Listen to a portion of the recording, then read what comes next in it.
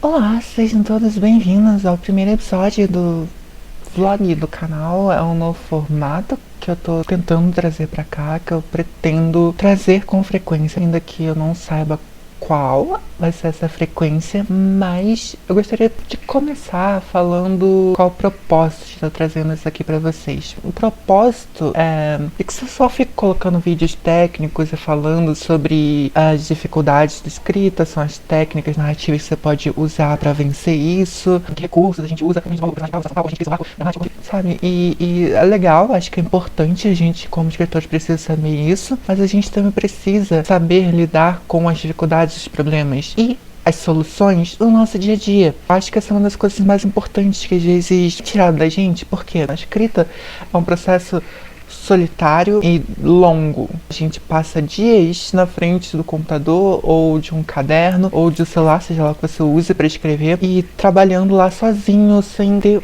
feedback às vezes de outros escritores, de outros autores, sem ter esse contato mais próximo do dia a dia. O livro se faz no dia a dia, né? Seja lá que obra você esteja trabalhando, se faz no dia a dia. A melhor parte é como ela faz minha mão de travesseiro enquanto eu tô escrevendo. Então, se eu conseguir trazer isso, os desafios, as dificuldades, as inseguranças e também aquelas coisas que a gente testa que dá certo do dia a dia pra esse vlog, conseguir concretizar isso, eu acho que eu vou estar fazendo um trabalho legal. Pode conectar a gente, fazer com que a gente principalmente se sinta conectados, porque às vezes a gente tem algum problema, alguma dificuldade e parece que é só nossa, ou que a gente foi incompetente demais pra cair naquilo, ou qualquer coisa do tipo, sabe? E às vezes perceber que não, que isso é um processo natural na escrita e perceber a experiência de outras pessoas passando por isso também, eu acho que ajuda. Eu pelo menos sempre senti muita falta disso. E acho que é uma coisa pra gente sanar, pra gente cuidar. E também eu não quero ficar só na escrita, até porque é um vlog, então obviamente tem coisas que são mais do dia a dia pra aproximar mais a gente. E eu também quero falar sobre literatura, sobre as coisas que eu tô lendo, as minhas impressões, receber dicas também de livros de vocês. E falar sobre o que é essa vida sendo escritora, sabe? O que é a vida sendo escritora. Acho que é mais ou menos essa a proposta do vlog, porque é algo que é comum a gente, né? Então é isso que a gente tem que aproveitar aqui.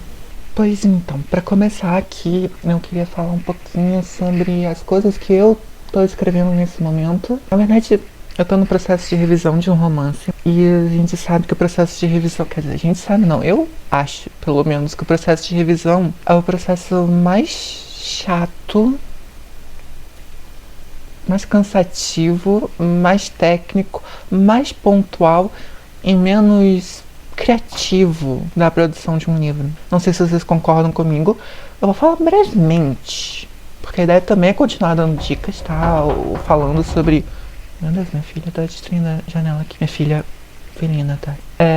Sobre o processo de revisão, porque eu acho que é importante a gente continuar falando sobre isso, mas de uma maneira mais solta e de uma maneira mais... Olha, essa coisa que eu tô fazendo, sabe? Tipo, e aí a gente compartilha esse pensamento, essa ideia. Eu tô trabalhando num livro que originalmente tinha... Gente, minha gata vai destruir minha casa. Olha, o original, o primeiro rascunho dele, né? Tem 67.779 palavras. O que eu estou trabalhando agora tá com 58.517 palavras, mas eu tô, assim, não na metade, eu passei da metade. Talvez uns 2/3 do livro revisado. Ou seja, o segundo rascunho ele vai ser maior do que o primeiro. Normalmente a gente fala que durante uma revisão a gente tem que cortar pelo menos 10% do livro. E isso é verdade. Mas isso só vai começar a ser verdade, pelo menos pra mim, quando eu tô já na terceira ou quarta parte da revisão.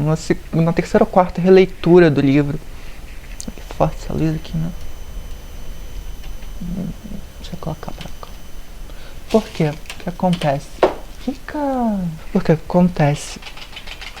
O livro, quando a gente escreve ele pela primeira vez, ou seja, tem o nosso primeiro rascunho, primeira coisa, a gente não tem o mesmo dinamismo nas primeiras páginas que a gente tem nas últimas páginas. Até porque, e aí a segunda parte, a gente tem uma certa preguiça de escrever cenas que não são climáticas, cenas que são importantes para desenvolver a história, para jogar ela para frente, mas que não necessariamente são climáticas, que não necessariamente são aquelas cenas que a gente realmente passa o dia pensando nelas, como a gente vai escrever, o que a gente vai fazer, vai anotando ideia.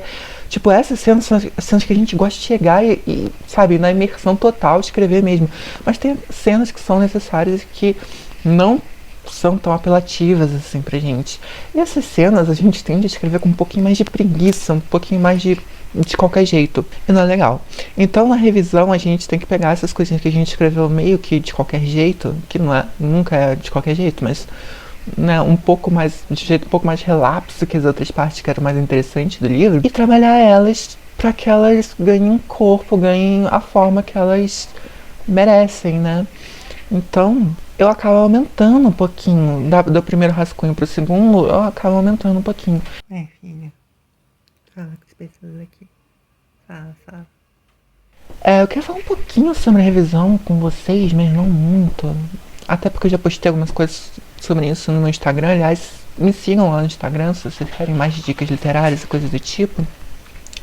Mas acho que é importante falar porque eu vejo muita gente mesmo, achando que revisar é fazer um conserto no seu texto. É simplesmente fazer um conserto no seu texto, é simplesmente fazer um aperfeiçoamento cosmético no seu texto, ou seja, deixar ele mais bonitinho, pegar as frases que estavam confusas e deixá-las mais claras, trocar palavrinhas, tirar repetições, esse tipo de coisa que, lógico, faz parte da revisão, mas não é a alma da revisão. A alma da revisão é você reler essa história e perceber tudo que deu errado na narrativa, na construção dos personagens, no enredo, no estilo também, mas principalmente narrativa, personagem, essas coisas que são o fundamental do fundamental da história. Então, o que eu gosto de fazer na primeira releitura é releitura. Eu não vou mexer em nada, é releitura. É a primeira vez que você vai estar entrando em contato com essa história de verdade. Então releia e vá marcando só as coisas que... Eu até postei isso no meu Instagram, que tipo, a gente vai marcando as coisinhas que a gente não gostou, que a gente achou que estava errado, que a gente achou que estava confuso, que a gente achou que estava chato, que a gente pensou, por que eu escrevi isso? Isso não está ajudando em nada a história. Enfim, todas as vezes que os personagens foram incoerentes consigo mesmo, com o propósito deles na história, todos os buracos que a gente achou, marca tudo. Eu gosto de usar marcador, um marcador no Word mesmo, né? Tipo, eu programo assim, por exemplo, eu falo, a cor azul eu vou usar pra cenas que eu contei demais e mostrei de menos, né? Que é um problema. Já falei sobre isso, inclusive, né? Tem vídeo sobre isso no canal. Aí todas as vezes que eu acho que eu tô contando em vez de mostrar, e que isso não tá sendo legal, eu vou e marco de azul, e aí eu já sei qual é o problema. Mas eu também vou fazendo anotaçõezinhas, né, no Word. Até porque às vezes você já tem a ideia do que eu posso fazer para corrigir aquele problema. Então você faz a anotação, porque na anotação você já deu a sua própria colinha para depois, quando você estiver reescrevendo. Mas reescreva, tá? Passar do primeiro rascunho para o segundo é sempre um processo de reescrita. Não de jogar fora e reescrever tudo. Algumas partes sim. Algumas partes eu faço isso. Porque alguns trechos, não vou nem dizer cenas inteiras, talvez cenas inteiras, provavelmente cenas inteiras às vezes, acho que nunca chama a ser capítulos inteiros, não sei. Quando você pega pra ver se tá ruim demais, não dá pra aproveitar quase nada, aí realmente eu reescrevo tudo. Partes que eu tô achando muito difícil de simplesmente corrigir, às vezes eu gosto de reescrever. Uma coisa que eu vou falar com vocês que me ajudou muito em alguns momentos pontuais, eu acho que ninguém fala sobre isso, por exemplo, eu tô tendo dificuldade de criar os diálogos em uma determinada cena. Eu abro outro arquivo do Word e uso aquele arquivo só pra colocar os diálogos que eu quero. Só, travessão e a fala do personagem. Só, mais nada. Porque quando você limpa o texto daquela coisa toda, das tags de ação, das narrativas, tudo, e você só se preocupa com o que os seus personagens estão dizendo, ajuda bastante. Eu não faço isso para escrever os diálogos, mas na hora da revisão que eu vejo que eu preciso alterar os diálogos, preciso acrescentar, enfim, os diálogos, melhorar eles, ou colocar outras informações neles, e tá sendo difícil, eu faço isso e tem me ajudado bastante. Então, acho que pode ajudar vocês também. Mas é isso, o nome da história era a princípio Não Me Procure Mais, com o não entre parênteses. E tipo, por mais que eu gostasse desse título, esse não entre parênteses me incomodava. E eu também não podia deixar a história simplesmente como Não Me Procure Mais, porque não fazia sentido, não era isso que eu queria. Então, eu fui mudando de nomes, quebrei a cabeça pra chegar no nome. Eu não quero falar o nome ainda, porque eu estou quase certa do nome, mas ainda acho que não é o momento de bater o martelo e falar isso, é esse o nome, pronto, acabou. Então, o título, né? Eu tô falando nome aqui, o título da história. Sério, tipo, o movimento da minha mão direita agora é esse aqui. Ai, obrigada, filha. Bom que você não é espaçosa. Estamos no processo de revisão desse romance, tá? Que eu vou falar sobre o relacionamento de duas mulheres em duas linhas do tempo distintas. A linha principal seria quando elas são mais velhas, aos 27 anos, mas também tem a linha temporal, e a linha temporal mesmo não é flashback, de quando elas tinham 17, mais ou menos. E aconteceu alguma coisa nesse passado que a gente vai descobrir mais pra frente, enquanto a linha temporal dela dos 27 está sendo desenvolvida com uma viagem. Então é em parte mais ou menos um road novel. Elas vão do Rio para Minas, depois também de Minas para São Paulo. Então é em parte um road novel, mas eu não acho que seja o principal da história, até porque a história do passado tem pouquíssimo road novel. Road novel, pra quem não sabe, são os romances de estrada, né? Os romances em que o foco, né? O romance está acontecendo durante uma viagem, não que a viagem seja a coisa mais importante do mundo. Pra narrativa, no caso da minha, não é mesmo.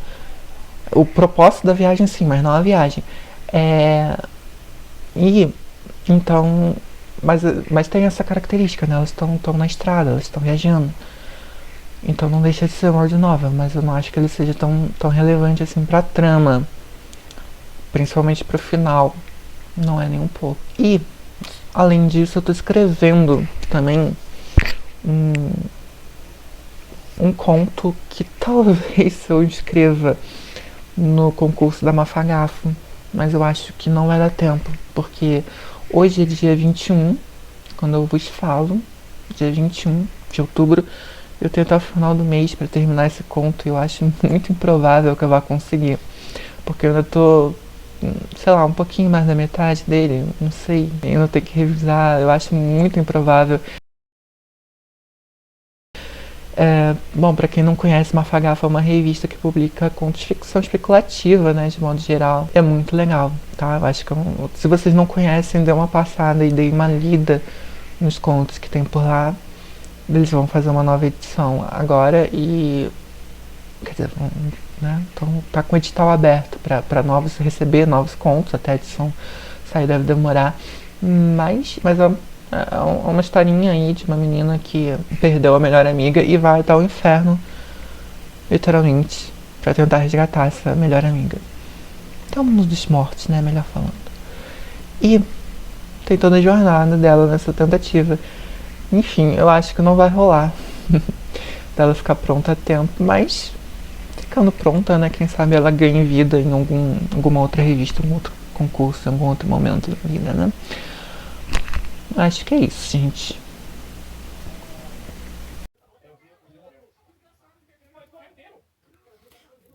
Então, eu acho que essa é a terceira ou quarta vez que eu tento gravar esse take. Em momentos bem distantes do mês. Provavelmente será o começo de outubro e agora já é o começo de novembro. E ainda tô tentando gravar alguns takes. A ideia era terminar mostrando os livros que eu consegui no Scooby, o sistema de troca do Scooby. Eu achei que seria legal, até porque, tipo, tá salvando minhas vidas o sistema de troca do Scooby de verdade. De verdade, porque eu não sei como estaria conseguindo esses livros se eu não fosse o Scooby Plus. Eu não sei se vocês já usaram, se vocês conhecem. Eu acho que provavelmente vocês devem conhecer. Mas, para quem não conhece, é um sistema que você coloca lá seus livros para troca, os livros que você tem. As pessoas eventualmente solicitam alguns dos seus livros e aí você ganha créditos. Você pode usar esses créditos para solicitar livros de outras pessoas. Bem simples, direto e objetivo. E tenho imaginado bastante. Tenho imaginado muito a conseguir livros muito legais. Não é tão fácil assim você achar livros legais lá, quer dizer, depende do que você esteja procurando. Tem livros que a gente vê sendo postados o tempo inteiro pra troca. Alguns livros, principalmente Young Adult, famosos, conhecidinhos, George Myers, tipo, sabe, A Culpa das Estrelas da Vida, Quem é Você, Alaska, essas coisas tem o tempo inteiro lá. Tem muito livro de coach também. Tem, assim, se essas são as coisas que você tá procurando, alguns clássicos também tem bastante. Tipo, Frankenstein tem bastante. Cortiço, você vê o tempo inteiro alguém colocando alguma edição. Então, tipo, tem bastante coisa lá que você vai achar com frequência e pode te interessar. Mas, dependendo do autor que você esteja procurando, dos livros que você esteja procurando, você tem que ficar atualizando a página de livros recentes ao longo de todo o dia para conseguir, sabe, pescar, fisgar ali alguma coisa legal. É o que eu tenho feito, é como eu tenho achado muitos livros que eu tava realmente atrás e... Enfim, o que acontece? Quando eu gravei esse take pela primeira vez, eu tinha uns 5 livros pra mostrar. Então, tipo, era uma coisa muito ok chegar e mostrar uns 5 livrinhos aqui pra vocês e comentar bastante sobre cada um deles, mas agora tem uma pilha. Aqui, deixa eu mostrar. Tem essa pilhinha que acabou de cair aqui. Então tem essa pilha de livros e eu já cheguei à conclusão. Para de se mexer! Eu cheguei à conclusão aqui que não dá pra eu mostrar direitinho como eu gostaria de comentar os livros que eu já li, sabe? Não dá. Mas dá pra mostrar assim por alto e depois a gente pode ir nos outros próximos vídeos comentando um pouquinho mais. Eu vou comentar um pouquinho de qualquer jeito dos livros que eu já li, porque eu acho que tem coisas que podem ser úteis serem comentadas aqui. Que afinal é uma página sobre escrita, né? Então a gente tem que aprender com os livros.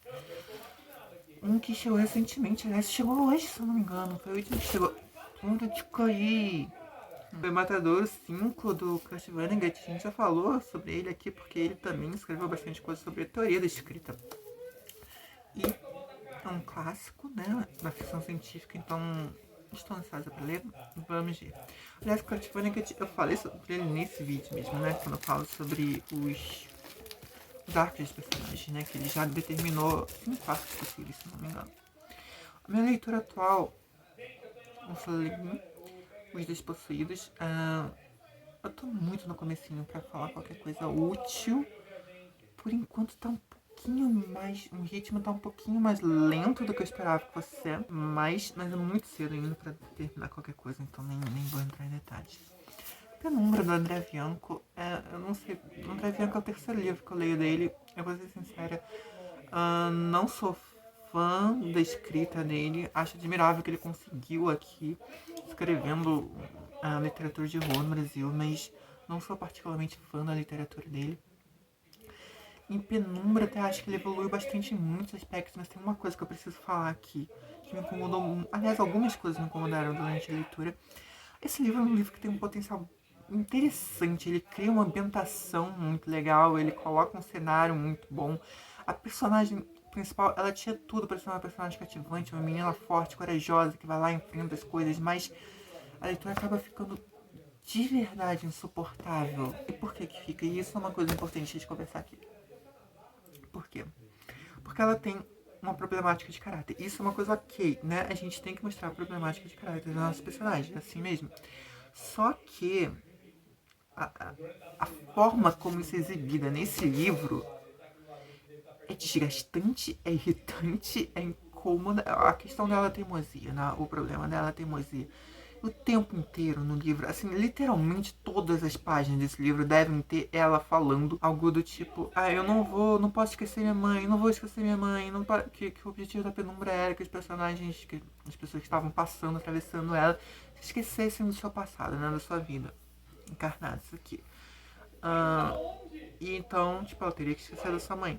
E tipo, ela não quer. Compreensível. E que ela seja teimosa em relação a isso, essa é a problemática de caráter dela, super compreensível também. Mas não é pra você passar o livro inteiro repetindo isso e colocando isso na boca do seu personagem, nas atitudes dele, a história não anda, não acontece nada. Porque a personagem fica o tempo inteiro repetindo a mesma coisa. Aliás, eu acabei de terminar um curso sobre o roteiro agora, onde o professor falava exatamente isso. Se você não for colocar uma informação no livro, Se você for repetir uma informação, um diálogo, uma ideia que seja, ela tem que vir com uma nova informação. Ela tem que agregar alguma coisa, tem que ter alguma coisa nova agregada a ela pra você repetir. Senão é só cansativa, é só chata. A gente entendeu que essa é a problemática de caráter dela. Não precisa ficar repetindo a cada página até o final. É muito, muito, muito difícil de aturar uma coisa dessas, de verdade. Então, crie a problemática de caráter desses personagens, explorem ela de forma que mostre a evolução do seu personagem em relação a ela. E não só fiquem repetindo isso, sabe? Não só fiquem como que, tipo, viciados nisso e fazendo seu personagem repetir os erros o tempo inteiro ao longo da leitura, porque ninguém vai ter paciência pra ler uma coisa dessa, sério. Assim, é demais. O livro até tem potencial. Também não gostei do final. O final tem um plot twist interessante, bem interessante, mas tem um moralismozinho ali no final que... É porque eu acho algumas coisas assim, tipo, é perigoso você falar, sabe?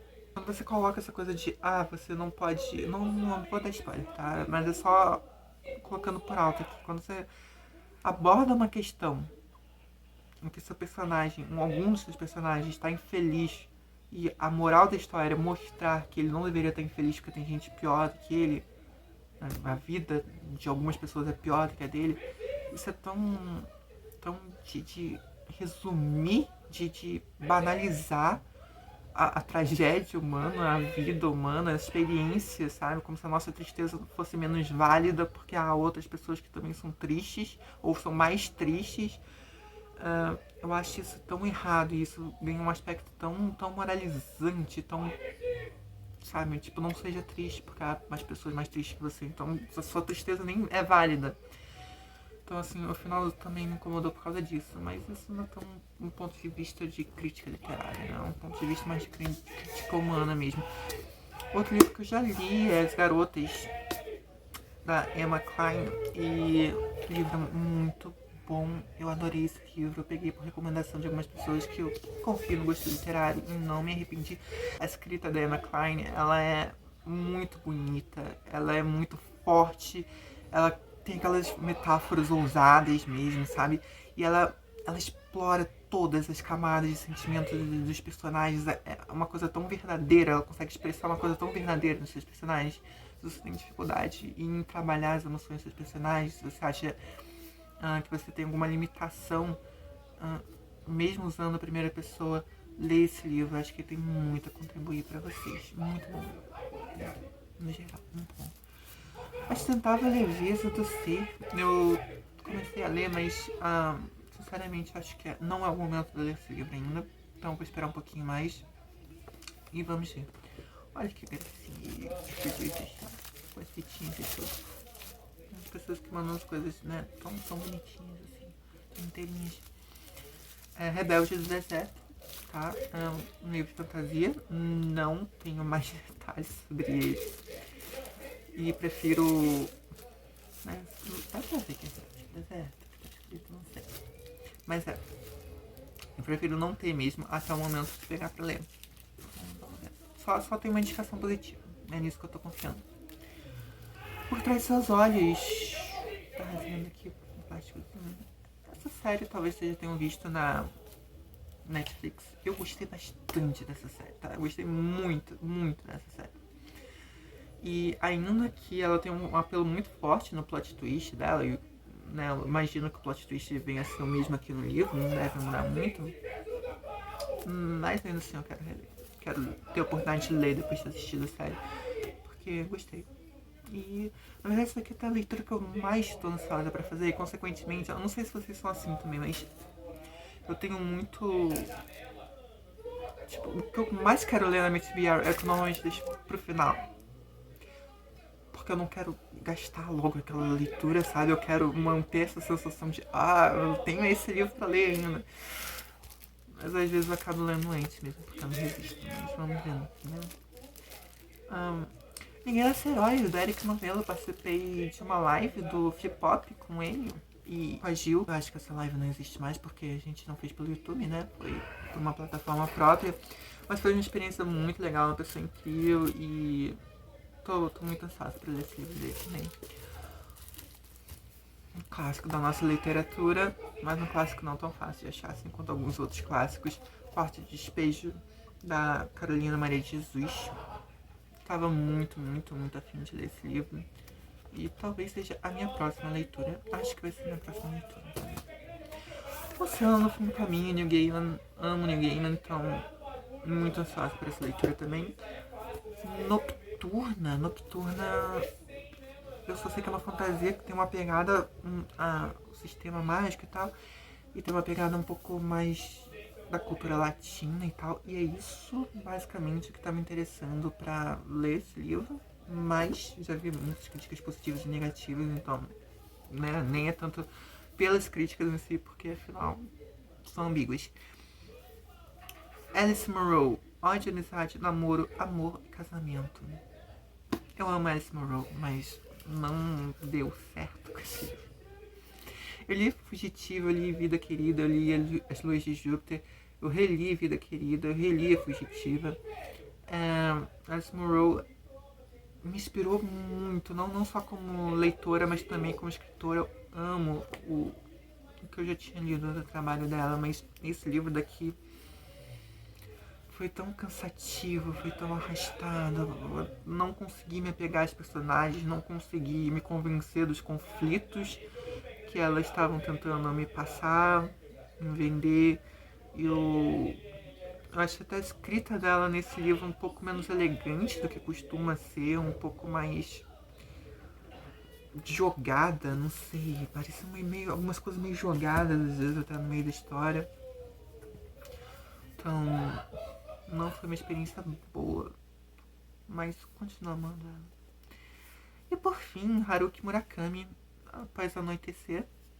Eu só li um livro do Haruki Murakami até hoje, que foi Sono. Gostei, então tô com expectativas altas para essa leitura.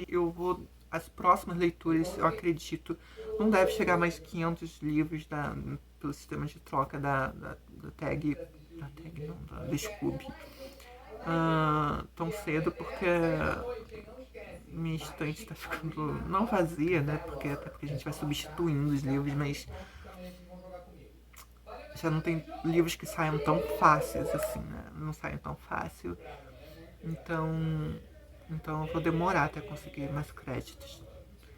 Então são esses livros que eu tenho mesmo pra ler. E agora que eu percebi que eu passei esse take inteiro olhando pra mim na tela em vez de olhar pra câmera, exatamente. Desculpa, gente. Fazia tempo que eu não pegava o celular pra gravar, pro vlog. Então, tipo, o prazo ficou muito grande e eu até desacostumei a gravar, porque eu também não tenho gravado nenhum vídeo pro canal, mas eu vou mudar, eu vou melhorar, gente. Por favor, não desistam de mim, tá bom? Pra terminar esse vlog, eu queria falar com vocês um pouquinho sobre Round 6, ou Round 6, enfim. Não, acho mais natural falar Round 6, mas enfim. Que é uma série que eu assisti recentemente, né? Que tá aí no hype da Netflix e que eu particularmente eu gostei bastante. Eu gosto bastante dessa pegada nos Jogos Mortais e tal. Mas eu acho que Round 6 tem um diferencial de ser uma história um pouco mais complexa, um pouco mais inteligente, no sentido de ter uma crítica social muito bem elaborada por trás. Mas eu gostaria de falar com vocês aqui sobre temas que podem ser, que importam, que a gente pode reparar em Round 6 e que podem ajudar a gente como escritores. Porque tem duas coisas que me chamaram muita atenção que eu gostaria de falar aqui. A primeira é a Save the Cat. Eu não sei se vocês conhecem Save the Cat. Save the Cat é o apelido de uma estrutura narrativa, ou seja, né, de um modelinho ali pra gente organizar as ideias da nossa história, montar a nossa história. Que na verdade a estrutura se chama 50 Beats, mas o livro em que ela foi lançada se chama Save the Cat por causa de uma ideia que o Blake Snyder, que é o autor do livro, ele coloca que assim, quando a gente está apresentando o nosso personagem, a gente precisa apresentar a problemática de caráter dele. Porque ele tem um conflito, né? É isso que vai movimentar ele na história. Ele tem uma falsa crença, uma crença errônea, como eles chamam em inglês, misbelief. ele enxerga algo de modo errado, equivocado no mundo, ele precisa mudar, ele precisa aprender ao longo da narrativa. Então, se a gente vai apresentar ele sendo uma pessoa meio não legal, meio babaquinha mesmo, aliás, como o protagonista de Round 6 é bastante babaquinha, a gente já começa a ver ele, qual é a falha de caráter dele, né? Ele é folgado, ele é vagabundo, ele não sabe lidar com dinheiro, né? São essas problemáticas que ele tem. E ele faz coisas muito ruins por causa disso, né? Como ser um pai bem displicente, como ser um filho péssimo que, sei lá, com 40 anos ou quase 40 anos, rouba cartão da própria mãe para jogar, né, apostar dinheiro. E tudo isso faz com que, por mais que seja necessário a gente apresentar isso, porque é o conflito do personagem então, que vai movimentar ele pela história, também gera um pequeno problema. Assim, se o personagem é um babaca, por que o seu leitor ou seu espectador vai querer assistir essa história? Porque ele tem que torcer pro seu personagem. Não adianta você simplesmente colocar uma pessoa que não tenha algo de apreciável, palatável. O seu personagem precisa ter isso. Algum carisma, independente do caráter dele, independente da moral. Então, o que o Blake Snyder fala é: seu personagem precisa save the cat. Save the cat é quase uma metáfora para falar que o seu personagem precisa aparecer fazendo alguma coisa legal. Mostrando que, apesar de todas aquelas problemáticas de caráter dele, ele é uma pessoa legal. Ele é um cara legal. Você pode confiar nisso. Olha só. Esse carinha salvou um gato. Amamos quem salva gatinhos. Nada mais, né, apelativo do que isso. E o que o roteirista de Round 6 faz, literalmente coloca o protagonista pra salvar um gato. E assim, tem que ser uma situação especial, né? Tipo, o cara não tem dinheiro, ele mal consegue comer, né? Comprar comida. E ainda assim ele pega aquela comida que ele compra e dá pro gatinho que tá procurando comida na rua. Então, assim, é um recurso que é uma metáfora, coisa de Save the Cat, mas que o roteirista usou de forma literal na história e funciona. Então tem sempre isso em mente. O seu personagem, você precisa apresentar a problemática de caráter dele, mas ao mesmo tempo você precisa mostrar para sua audiência, para o seu leitor, que ele é legal. Confiem. Olha só que pessoa legal, salvando gatinho. Outra coisa que eu queria falar de Round 6, que importa pra gente como escritor, é o arco do personagem. Por quê? O que Round 6 tem de semelhante com Cinderela? O arco narrativo.